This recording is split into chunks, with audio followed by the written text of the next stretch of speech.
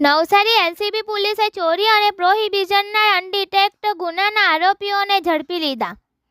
નવસારી જિલ્લા પોલીસ અધિક્ષક શ્રી સુશીલ અગ્રવાલ દ્વારા Navsari LCB police inspector Shri Vijay જાડેજાને મિલકત સંબંધી અનડિટેક્ટ ગુનાઓ શોધવા અને નાસ્તા ફરતા વોન્ટેડ આરોપીઓને પકડી પાડવા માટે પરિણામલક્ષી કામગીરી કરવાની સૂચના અને જરૂરી માર્ગદર્શન આપવામાં આવેલ, જે અંગે અસરકારક કામગીરી કરવા માટે નવસારી એલસીબી પોલીસ ઇન્સ્પેક્ટર વિજય જાડેજા અને એલસીબી સ્ટાફના પોલીસકર્મી દ્વારા કેમિકલ સર્વેલન્સ અને ખાનગી બાતમીદારો રોકી અસરકારક કામગીરી કરી બતાવી છે.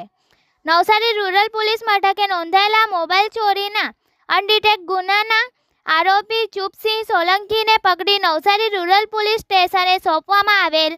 અને ગણદેવી પોલીસ સ્ટેશનના નોંધાયેલા પ્રોહિબિશનના ગુનાના નાસ્તા ફરતા આરોપી